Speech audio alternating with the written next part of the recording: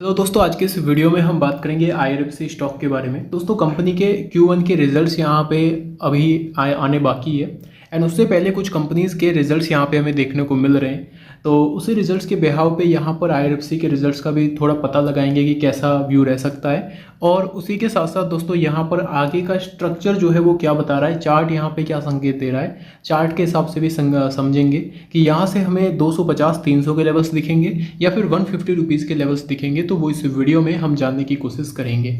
अगर हमें यहाँ पे पोजीशंस बनानी चाहिए, अगर मैं यहाँ पे खुद अगर पोजीशंस बनाऊँ तो मैं कितना यहाँ पर बनाऊँगा, कितना इन्वेस्ट करूँगा। मान लो मेरे पास टोटल 100 शेयर बाई करने का फंड है, तो यहाँ पर मैं IRFC जैसे स्टॉक्स में अभी के टाइम कितना लगाऊंगा वो भी मैं आपके साथ शेयर करूंगा। बहुत सारे लोगों ने 220, 215, 225 रुपए के लेवल्स पे बाई करके फंस भी चुके हैं। स्टॉक 25-15 रुपए ऑलमोस्ट 10% 15% माइनस में भी बता रहा है उनको। तो उनके लिए क्या व्यू रहेगा मेरा, वो भी आपके साथ शेयर करूंगा। आज के दिन दोस्तों अगर बात की जाए तो स्टॉक में 1% के आसपास एक सेलिंग देखने को मिली है। लास्ट 5 डेज में 2.5% का जंप दिखा है। लास्ट 1 मंथ में 12% तक का तेजी, 6 मंथ में 10% तक का कंसोलिडेशन। ओवरऑल अगर आप देखा जाए तो IRFC जो है वो अभी के टाइम काफ़ी टाइम से कंसोलिडेट कर रहा है। लास्ट 1 ईयर में 400% तक के रिटर्न्स एंड मैक्सिमम में 680% तक के शानदार रिटर्न्स यहाँ पे हमें देखने को IRFC में मिले हैं। अब देखिए यहाँ पे आज के दिन जो सेलिंग प्रेशर क्रिएट हुआ है, ऐसा नहीं है कि सिर्फ IRFC ही गिरा है। आज रेलवे के जो मैक्सिमम स्टॉक्स हैं उनमें एक सेलिंग दिखी है, चाहे वो आपका RVNL हो वो भी 2% गिरा, इरकॉन जो है वो भी 2% गिरा। उसी के साथ साथ जो दोस्तों यहाँ पर राइट्स कंपनी है, अब देखिए यहाँ पे जो कंपनी रेलवे की राइट्स कंपनी है उसने अभी के टाइम बोनस का अनाउंसमेंट किया है एंड स्टॉक भी आपका जो है 5% हमें गिरते हुए नजर आया। क्यों? क्योंकि कंपनी के Q1 के रिजल्ट्स आए हैं, रिजल्ट्स की वजह से गिरा। टीटागढ़ जो कंपनी है उसमें भी गिरावट हुई क्योंकि कंपनी के रिजल्ट्स आए और रिजल्ट्स नेगेटिव आए। तो इससे थोड़ा बहुत यहाँ पे एक डर का माहौल जो है वो कहीं ना कहीं क्रिएट हो रहा है। एंड देखिए दोस्तों अगर आज की बात की जाए तो स्टॉक आज का ओपन होता है 196 रुपीज़ तक का हाई लगाता है, 193 रुपीज़ तक का हमें लो देखने को मिल जाता है। अब इसमें अगर आप यहाँ पे वॉल्यूम्स चेक करेंगे तो सबसे ज़रूरी चीज़ दोस्तों ये है कि स्टॉक में गिरावट तो हुई है बट बेचने वाले लोग बहुत कम है। स्टॉक में गिरावट हुई है बट वॉल्यूम्स यहाँ पे हमें बहुत कम दिख रही है। 2,76,00,000 का ही वॉल्यूम हमें दिख रहा है। 535 करोड़ के वैल्यू के शेयर आज ट्रेड होते हैं, जिसमें डिलीवरी नॉर्मली ठीक है, 35% क्वांटिटी हमें डिलीवर होते हुए नजर आती है, जो कि बहुत ही अच्छी बात है। अब यहाँ पर हम आगे का स्ट्रक्चर जो है वो यहाँ पर चेक करने की कोशिश करेंगे कि यहाँ पर अभी के टाइम दोस्तों रेलवे के 2 कंपनी के रिजल्ट्स आ चुके हैं। एक पहली कंपनी है टीटागढ़, दूसरी कंपनी है आपकी राइट्स। तो दोनों के रिजल्ट्स थोड़ा बहुत एनालाइज करेंगे कि यहाँ पर इन रिजल्ट्स के हिसाब से आगे रिजल्ट्स कैसे आ सकते हैं और इनका इम्पैक्ट जो है वो IRFC जैसे RVNL जैसे स्टॉक्स पे कैसा पड़ सकता है। तो दोस्तों हमें क्या देखने को मिला कि टीटागढ़ के रिजल्ट्स आए, स्टॉक हमें 3% डाउन होते हुए देखने को मिला। कंपनी का यहाँ पे अगर आप आंकड़े चेक करेंगे तो कंटिन्यू रेवेन्यू जो है वो इंक्रीज होते जा रहा था, बट यहाँ पर आके कंपनी का रेवेन्यू टॉप पे गया, बट यहाँ से डाउन होना शुरू हो चुका है। अभी के टाइम अगर आप यहाँ पे देखेंगे तो जून के टाइम यहाँ पर ईयरली वाइज 911 करोड़ का जो रेवेन्यू था वो इस बार 903 हुआ है। मतलब कंपनी का रेवेन्यू ईयर ऑन ईयर भी ड्रॉप हुआ है, क्वार्टर ऑन क्वार्टर भी दोस्तों ड्रॉप हुआ है। कंपनी के प्रॉफिट की बात करूँ तो कंपनी का जो प्रॉफिट है वो यहाँ पर ईयरली तो जंप किया है, बट क्वार्टरली वाइज कंपनी का जो प्रॉफिट है वो यहाँ पे ड्रॉप हो चुका है। तो ये एक नेगेटिव चीज़ यहाँ पे देखने को मिल रही है टीटागढ़ के लिए भी और रेलवे सेक्टर के लिए भी, क्योंकि दोस्तों मैक्सिमम रेलवे सेक्टर के जो स्टॉक्स के रिजल्ट्स है वो हमें सिमिलर देखने को मिलते हैं। उसी के साथ साथ दोस्तों राइट्स कंपनी के हमें रिजल्ट्स नजर आए। राइट्स में हमें क्या देखने को मिला कि 544 करोड़ का लास्ट ईयर रेवेन्यू था, वो गिर के हो चुका है 486 करोड़। तो कंपनी का रेवेन्यू ईयर ऑन ईयर भी ड्रॉप हुआ है एंड क्वार्टर ऑन क्वार्टर भी दोस्तों कंपनी का रेवेन्यू ड्रॉप हुआ है। हालांकि स्टॉक इतना जंप किया ही नहीं है, फिर भी स्टॉक 5% गिरा है। तो अगर मैं बात करूं कंपनी के प्रॉफिट्स की तो कंपनी का जो प्रॉफिट्स है वो इस बार लोवेस्ट लेवल पे पहुंच चुका है। अगर आप देखेंगे तो लास्ट 2-2.5 साल से स्टॉक का जो प्रॉफिट है वो 100 करोड़ के ऊपर रहा है, बट इस बार हमें 100 करोड़ के नीचे देखने को मिल चुका है। 90 करोड़ का कंपनी का प्रॉफिट रह चुका है। रेवेन्यू भी ड्रॉप हुआ, प्रॉफिट भी ड्रॉप हो चुका है। तो ये कहीं ना कहीं एक नेगेटिविटी शो होते हुए देखने को मिल रही है। तो अभी के टाइम यहाँ पर एक इम्पॉर्टेंट डेटा मैं आपके साथ शेयर करना चाहूँगा, चाहे वो रेलवे का हो, PSU का हो या फिर टोटल मार्केट का ही है ऑलमोस्ट। तो यहाँ पे अभी के टाइम आपको क्या देखने को मिल रहा है कि मिड कैप इंडेक्स जो है वो ओवरऑल जंप किया है। Nifty mid cap 50 index, Nifty mid cap 100 index, जहाँ पे आधा % तक का जंप देखने को मिला है। निफ्टी मिड कैप 100 इंडेक्स जो है वो ऑलमोस्ट 59,000 के लेवल्स को भी टच किया है, जो कि बहुत ही अच्छी बात है, बड़ी बात है। और उसी के साथ साथ जो स्मॉल कैप है उसमें एक प्रकार से कहीं ना कहीं सेलिंग जो है वो आज देखने को मिली, सेलिंग शुरू हुई है।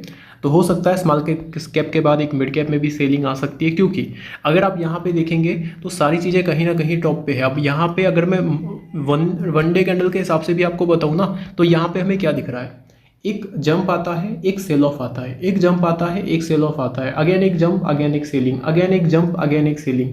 तो अगेन एक जंप आया है तो अगेन एक सेलिंग आ सकती है। तो ये मिड कैप जो जितने भी दोस्तों RVNL है, IRFC है, ये रेलवे के जितने भी स्टॉक्स है, PSU के जितने भी स्टॉक्स है, ये मिड कैप इंडेक्स को वैल्यू देते हैं। जैसे जिस डायरेक्शन में मिड कैप इंडेक्स के अंदर मूवमेंट होता है, इसी डायरेक्शन में जो स्टॉक्स है वो भी अब तक हमें जाते हुए नजर आए हैं। तो मिड कैप इंडेक्स की अगर मैं बात करूँ शॉर्ट टर्म पर्पस के हिसाब से, अभी के टाइम के डेटा के हिसाब से, यहाँ पे हमें दिखा था जो एक जंप आया था वो 10% का जंप था। उसके बाद यहाँ पर अगर ये जंप की अगर मैं बात करूँ तो ये जंप था आपका 7% का।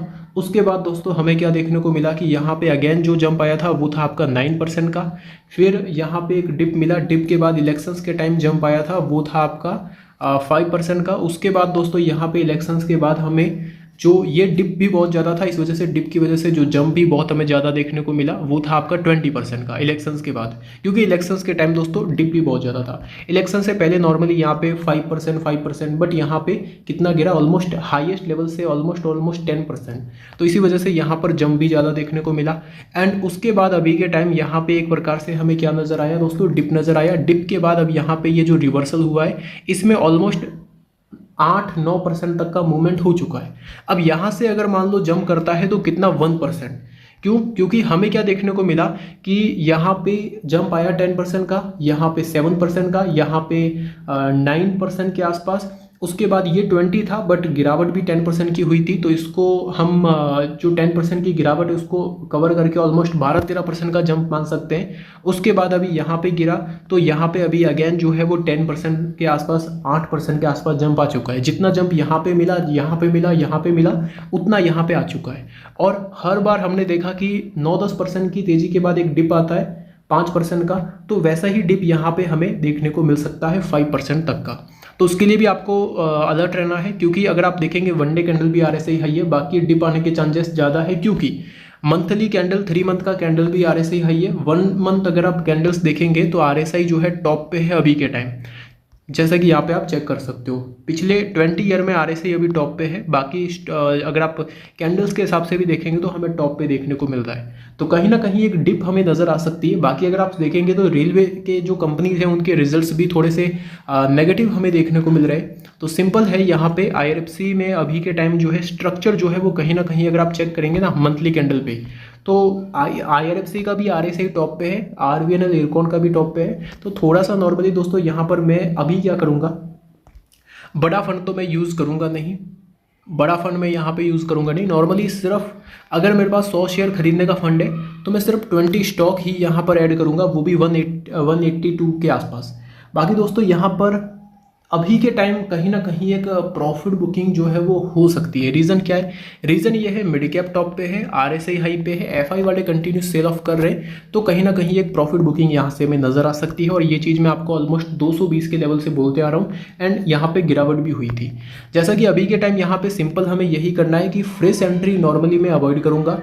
अभी करेंट टाइम पे फ्रेश एंट्री अवॉइड करूँगा, उसी के साथ साथ बड़ी पोजीशंस अवॉइड करूंगा। मान लो फ्रेश एंट्री अगर मैं अवॉइड करता हूं, बाकी लेने का फ्रेश एंट्री अगर लेने का मूड भी बन गया मेरा, तो मैं बिग पोजीशंस नहीं लूँगा।